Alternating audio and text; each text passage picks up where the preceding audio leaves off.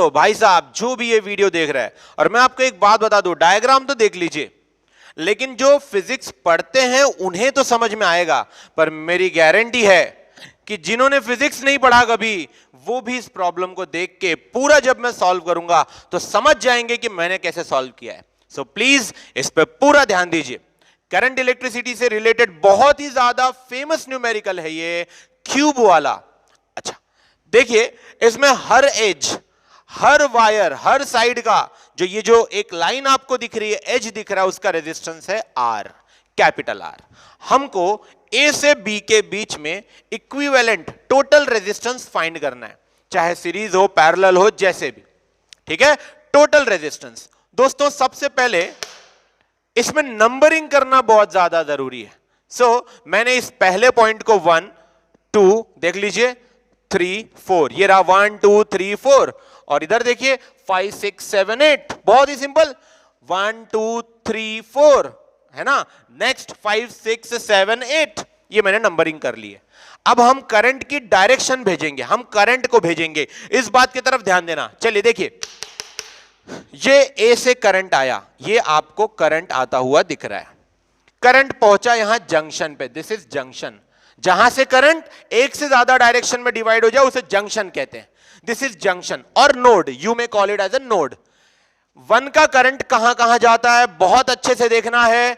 एक जाता है 2 पे, देख लीजिए, वहीं का करंट जा रहा है 5 के तरफ, और वहीं का करंट जा रहा है 4 के तरफ। दैट मीन्स 1 से निकला हुआ करंट जा रहा है 2 5 4, जा रहा है, चेक करिए, 2 5 4 की तरफ। बिल्कुल कंफ्यूज नहीं होना है, ठीक है। जहां करंट को रास्ता मिल जाता है वो वहां चला जाता है, इस पे ध्यान रखना। ये रहा 2 5 और 4 की तरफ। अब हम दूसरे तरफ चलते हैं, प्लीज पे अटेंशन। देखिए 2 का करंट कहां कहां डिवाइड हो रहा है, 2 का करंट कहां कहां डिवाइड हो रहा है, कम ऑन। आप वहां से जो भी लोग वीडियो देख रहे हैं सोचिए, 2 का करंट एक तो नीचे जा रहा है, देखिए 3 की तरफ, और एक जा रहा है 6 की तरफ। So it's going towards 3, 6, is it, yes और no? Come to the point 4 पे आ जाओ।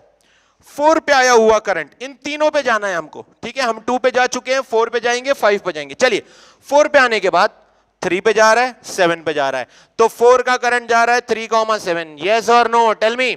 नेक्स्ट चलिए 5 पे आ जाइए, 5 पे आ जाइए। अगर आप 5 पे आते हैं तो देखिए 5 का करंट बताइए मुझे कहां कहां जा रहा है। एक जा रहा है 6, एक जा रहा है 7, सो इट्स गोइंग टुवर्ड्स 6, 7। चलिए अब हम इसको सिंप्लीफाई करके इसी डायग्राम से एक नया डायग्राम तैयार करेंगे दोस्तों, है ना। देखते हैं, चलिए करंट आया 1 से, रिड्यूस कर रहे हैं हम डायग्राम को। करंट 1 से आया, ये आया करंट 1 से। 1 का करंट कहां कहां गया, 2 में गया, 5 में गया, 4 में गया, ठीक है। सो ये गया 2 में, ये गया 5 में, ये गया 4 में। हर किसी में अब हम रेजिस्टेंस बना सकते हैं, ये गया 5 में, ये गया 4 में। और जैसे ही आप लिखें उनकी नंबरिंग जरूर कर ले, 2 5 4, ध्यान दीजिएगा, this is 2, this is 5, this is 4। मैं चाहता हूं आप लोग मेरे इस चैलेंज को स्वीकारें और ध्यान दें। मैंने कहा है फिजिक्स पढ़ने वालों के अलावा जो भी देख रहा होगा उन्हें भी यह समझ में आ जाएगा। 1 से निकला हुआ करंट गया 2 5 4 में, यह गया 2 5 4 में। हर किसी का रेजिस्टेंस आर है, यह बाद में लिखेंगे, अभी लिखने की जरूरत नहीं है, ठीक है। अब देखते हैं दोस्तों 2 का करंट कहां कहां जा रहा है। तो 2 का करंट जा रहा है 6 में और 3 में। देखिए 6 में, 3 में, एरो की तरफ ध्यान दीजिए। सो हम 2 से निकालेंगे 2 रास्ते। देखना थोड़ा मुझे बड़ा डायग्राम बनाना होगा, जस्ट अ मिनट। 2 में, 5 में, 4 में, ठीक है। अब देखिए 2 का करंट कहां कहां जा रहा है, ये हम रेजिस्टेंस बना देंगे यहां पे, रेजिस्टेंस, रेजिस्टर, ये रेजिस्टर का सिंबल है, this is 2, this is 5, this is 4। 2 का करंट देखिए कहां जा रहा है, 6 में जा रहा है और 3 में आ रहा है। बहुत इजीली सॉल्व करो। सो 2 का करंट गया 6 में और 3 में, यहां भी रेजिस्टर्स बना दीजिए, okay. Just hold on, patience रखो। तो 2 का करंट गया 6 में और 3 में, यहां लिख दो 6 3 ताकि आपसे मिस्टेक ना हो। चलिए 5 का करंट कहां जाता है, 5 पे आ जाइए, सब लोग 5 पॉइंट पे आइए। 5 का करंट जा रहा है 6 में, 7 में, सही है।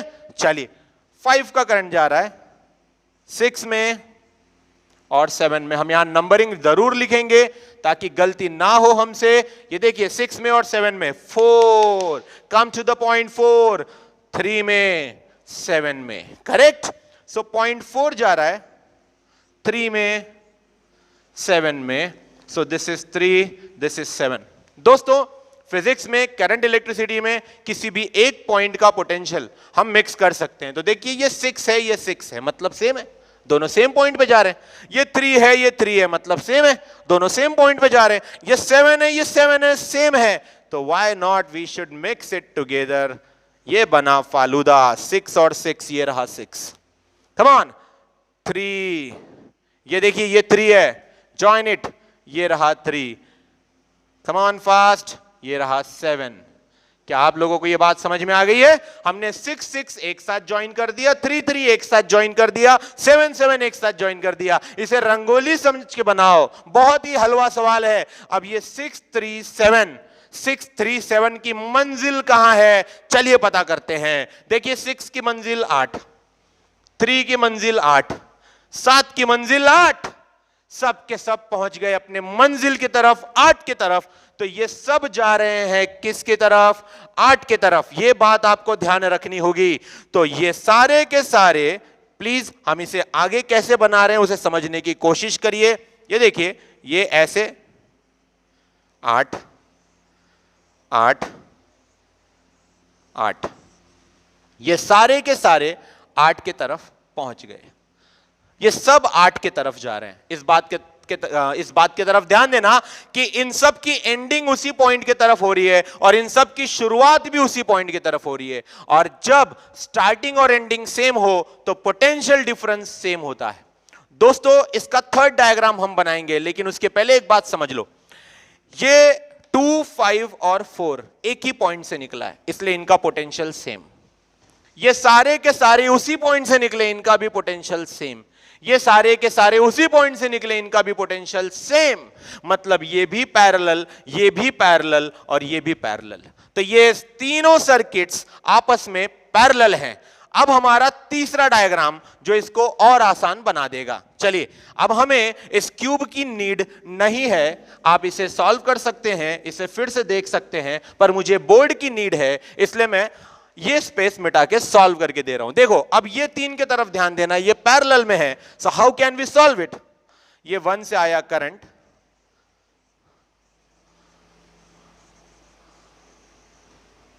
देखिए 2 5 4, ये है 2 5 4 का जंक्शन।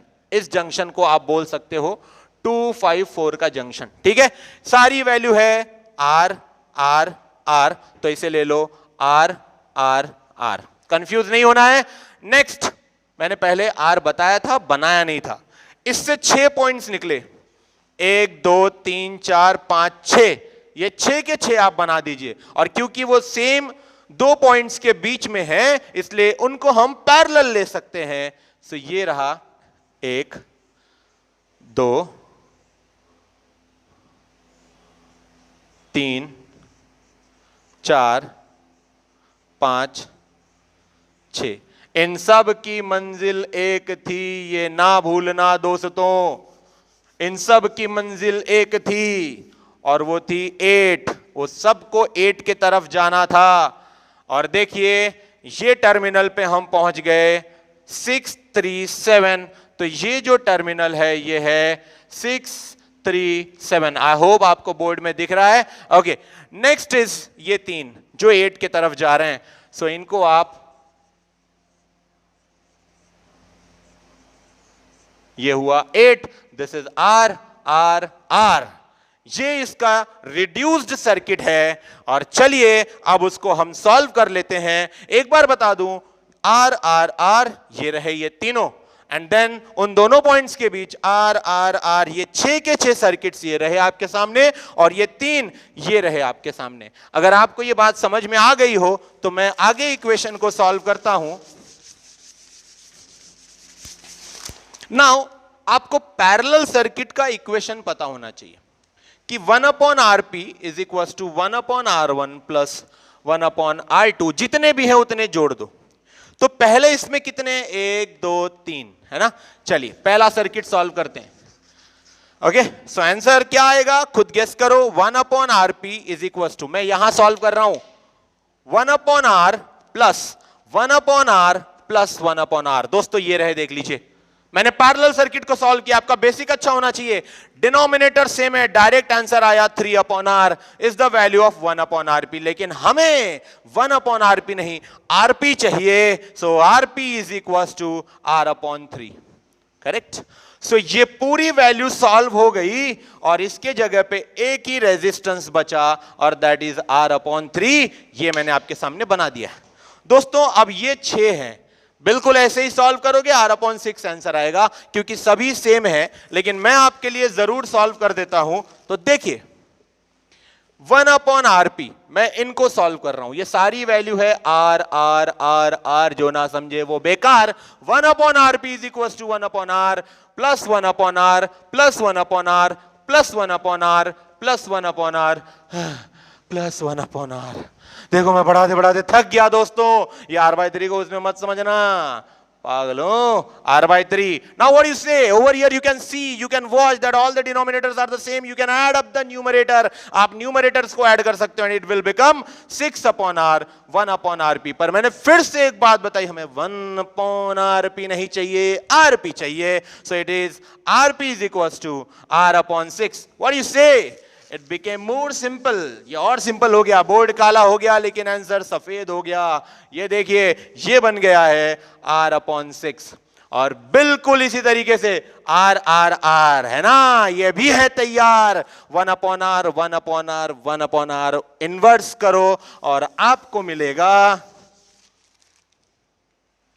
क्या मिलेगा? चलो बताओ जल्दी से, r/3। तो दोस्तों अब क्या लग रहा है, 1 और 8 मतलब A और B के बीच का रेजिस्टेंस, जो करंट निकला वो तीनों में से जा रहा है, सीरीज हो चुका है। So RS is equal to R1 plus R2 plus R3। अब ये सीरीज है। R1 की वैल्यू बताओ, R/3। R2 की वैल्यू बताओ, this is R/6। R/6। R3 की वैल्यू बताओ, R/3। दोस्तों एलसीएम मेथड से डिनोमिनेटर सेम कर दीजिए, इसे 6 करो, इसे भी 6 करो। 6 कैसे कर दोगे, हलवा थोड़ी है। 3 2 6, नीचे तो ऊपर भी, इसलिए 2r/6। नीचे 2 से मल्टीप्लाई किया तो ऊपर भी करना पड़ेगा, तो 2r/6 प्लस r/6 प्लस इसे भी 6 करना होगा तो ऊपर भी 2 से मल्टीप्लाई करना होगा, 2r/6। डिनोमिनेटर सेम है तो न्यूमरेटर ऐड होगा, 2r plus r plus 2r, 5r/6। So this is 5r/6 is the r5। कितना सुंदर, सुंदर या घिनौना ये आप डिसाइड करिए। पर हमारे पास 5r/6 फाइनल इक्विवेलेंट आंसर आ चुका है between point A and B। तो मैं लिख दूंगा r across AB is 5r/6। ओम भट्ट स्वाहा। हमें A और B के बीच में इक्विवेलेंट रेजिस्टेंस फाइंड करना है। वो बहुत बड़ी बात नहीं है, वो तो इजीली हम सॉल्व कर लेंगे। लेकिन इसमें कुछ नई ट्रिक है, उस ट्रिक को सॉल्व करते हैं, उस ट्रिक को समझते हैं। आप ये ट्रिक कई अलग न्यूमेरिकल्स में अप्लाई कर सकते हो। इस ट्रिक के बाद क्वेश्चंस ओपन करना, उसे सॉल्व करना, ठीक है, ट्राई करना जरूर। तो ये दूसरा क्वेश्चन जो आपके सामने मैं लेकर आया हूं, इसमें सबसे इंपॉर्टेंट 2 चीजें हैं और वो 2 चीजें हैं A और B, A point and B point. अब मैं आपको ट्रिक समझाता हूं, मैं आपको कुछ कंसेप्ट बताता हूं। जब आप करंट इलेक्ट्रिसिटी में इस तरीके के क्वेश्चन सॉल्व करते हो तो एक बात ध्यान रखना कि अगर लाइन इस तरीके से जा रही है, मान लीजिए ये है x, ये है y, और xy के बीच अगर कोई करंट एलिमेंट नहीं है, what is current element? Battery, cell, capacitor, resistor, anything, कोई भी डिवाइस, कोई भी चीज आप यहां पे लगाते हो, बल्ब, ट्यूबलाइट, कोई भी चीज, अगर इन दोनों पॉइंट्स के बीच में कोई करंट एलिमेंट नहीं है या कोई ऐसी चीज नहीं है जो करंट को यूज करती है, तो इन दोनों का पोटेंशियल सेम होगा। ये दोनों सेम पॉइंट हैं, ये अलग नहीं है। मतलब अगर ये 50 वोल्ट है तो ये भी वही हो, ये आप ध्यान रखना, दोनों का पोटेंशियल सेम होगा। हां, लेकिन अगर यहां करंट एलिमेंट आ गया तो इनका पोटेंशियल सेम नहीं होगा।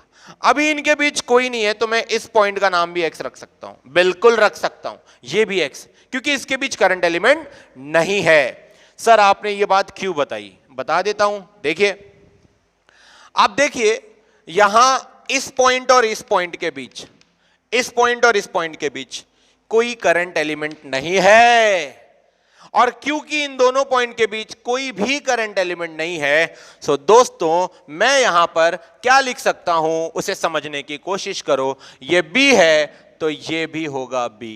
क्यों सर? क्योंकि इन दोनों के बीच कोई करंट एलिमेंट नहीं है। दूसरी बात, इस पॉइंट और इस पॉइंट के बीच इस रास्ते से देखिए, इस रास्ते से देखिए, अगर आप इस रास्ते से देखेंगे तो इस पॉइंट और इस पॉइंट के बीच इस रास्ते पे भी कोई करंट एलिमेंट नहीं है। इसका साफ मतलब है कि मैं इसे भी क्या नाम दे सकता हूं? बी, ऑब्वियसली, बिकॉज इन दोनों के बीच कोई भी करंट एलिमेंट नहीं है। दोस्तों अब यहां आते हैं, चलिए एक काम करते हैं, मैं इस पॉइंट का नाम ले लेता हूं सी। सर ऐसा कैसे? क्योंकि इन दोनों पॉइंट्स के बीच करंट एलिमेंट है, और क्योंकि करंट एलिमेंट है तो ये दोनों सेम नहीं हो सकते, इसीलिए इनका पोटेंशियल अलग होगा, और पोटेंशियल अलग होगा तो नाम भी अलग होगा। ये सी है। अब आपको यही ट्रिक यहां अप्लाई करनी है, इसे जोड़ देते हैं, यही ट्रिक यहां अप्लाई करनी है। देखिए इस रास्ते से इन दोनों पॉइंट्स के बीच कोई भी करंट एलिमेंट नहीं है, इसलिए इसका भी नाम क्या हुआ? सी। क्या आपको यह बात समझ में आ गई है? देखिए एक बार मैं रिपीट कर देता हूं, प्लीज पे अटेंशन। इन दोनों पॉइंट्स के बीच कोई करंट एलिमेंट नहीं है, कोई डिवाइस नहीं है, तो मैंने नाम दे दिया बी। इस रास्ते से यहां तक आने पे इनके बीच भी कोई करंट एलिमेंट नहीं है, तो मैंने इसका भी नाम दे दिया बी। मैंने इस पॉइंट को नाम ले लिया सी। यहां से इस तक ये जो कनेक्शन जुड़ा हुआ है इसमें भी कोई करंट एलिमेंट नहीं है, तो इसका भी नाम क्या ले सकते हो? सी, है ना? क्या आपको समझ में आ गया है? चलो इसे सॉल्व करते हैं। अब इसका रिड्यूस्ड फॉर्म सॉल्व करते हैं। सबको बहुत अच्छे से ध्यान देना होगा। तो आप क्या करिए, पहले दो एंडिंग पॉइंट्स ले लीजिए। मैंने ले लिया ए और मैंने ले लिया बी, यही एंड पॉइंट्स हैं ए बी, और बीच में हम लेना है सी, क्योंकि हमारे पास बीच में हमने सी लिया था। ठीक है, अब दोस्तों ए और सी के बीच कितना है बताइए? ए और सी के बीच कितना है? 4 ओहम्स। सो ये मैंने बना दिया 4 ओहम्स। देखिए ध्यान दीजिएगा, ए और सी के बीच 4 ओहम्स, तो ये है 4 ओहम्स। अब दोस्तों ये बी है, बी और सी के बीच बताओ, दिस इज बी, बी और सी के बीच बताओ 6, सो दिस इज बी और सी के बीच का 6 ओहम। सर अब क्या होगा? कुछ नहीं होगा, वही होगा जो मंजूर फिजिक्स होगा। देखिए अब इस बी और सी के बीच देखिए, आप टेंशन ना लें, बी और सी के बीच देखिए कितना है? 2 ओहम्स। सो आइए हम बी और सी के बीच बना देते हैं 2 ओहम्स। अब यहां बी और सी के बीच क्या है? ये भी तो बी और सी के बीच है, ये भी बी और सी के बीच है, ये भी बी और सी के बीच है या नहीं है? सो ये बी और सी के बीच कितना है? 3 ओहम। तो ये रहा बी और सी के बीच 3 ओहम। इस लाइन को आगे भेज देते हैं। ठीक है, सो अब हमने इस सर्किट से ये सर्किट बनाया। एक बार पीछे जाके जरूर देखना। देखिए ए और सी के बीच 4, ए और सी के बीच 4, बी और सी के बीच 6, बी और सी के बीच 6, देन बी और सी के बीच 2, तो ये रहा बी और सी के बीच 2, देन बी और सी के बीच 3, तो ये रहा बी और सी के बीच 3। ये मैंने आपको इजी करके दे दिया है। अब 1 2 3 पैरेलल में है या नहीं है? देखिए 3 ohm, 6 ohm, 2 ohm are parallel to each other, correct? So 1/RP हमारा फॉर्मूला क्या है बताओ? 1/3 प्लस 1/6 प्लस 1/2। सो इसे आप सॉल्व कर सकते हो। इसे भी 6 बना लो, इसे भी 6 बना लो। इसे 6 बनाने के लिए इंटू 2, ऊपर भी इंटू 2, सो ये हो गया 2/6 प्लस 1/6 प्लस, इसे भी 6 बनाना है तो इसको 3 से नीचे मल्टीप्लाई और 3 से ऊपर मल्टीप्लाई, सो ये हो गया 3/6। ये हम क्यों करते हैं? ताकि डिनोमिनेटर सेम आ जाए। अब आपके पास हो गया 2 + 1 + 3, दैट इज कितना हुआ बताइए? 2 + 1 + 3, how much? 6/6 is equal to 1 ohm. सही है? क्या मैंने सही सॉल्व किया है? 3, 6, 2। इनका इक्विवेलेंट रेजिस्टेंस आया 6/6 1, मतलब 1/RP इज इक्वल टू 1, तो RP भी इज इक्वल टू 1। सो हमारे पास RP की वैल्यू आ गई 1 ओहम। मतलब ये तीनों सॉल्व हो गए और ये तीनों सॉल्व होके इनका वैल्यू आया 1 ohm. So this is 1 ohm, है ना, ए और बी के बीच। अब क्या कहते हो, अब तो हलवा हो गया, मक्खन हो गया। 4 और 1 आपस में सीरीज है, जो करंट 4 से जा रहा है वही करंट 1 जा रहा है, 1 से जा रहा है। So it is RS resistance in series is equal to 4 + 1, 5 ohm. So equivalent resistance between A और B, this is series RS। So RAB की वैल्यू आई 5 ओहम। क्या आप लोगों को ये इक्वेशन समझ में आ चुका है? इसे फिर से देखें। अगर कोई डाउट है, कोई क्वेरी है, तो कॉल करके जरूर पूछें। जितने भी स्टूडेंट्स हमारे हैं, ऑनलाइन जुड़े हुए हैं, पढ़ रहे हैं, वो कोई भी मुझे व्हाट्सएप पे मैसेज करके डाउट पूछ सकते हैं इस नंबर पे कभी भी। Okay, take care. ओम भट्ट स्वाहा।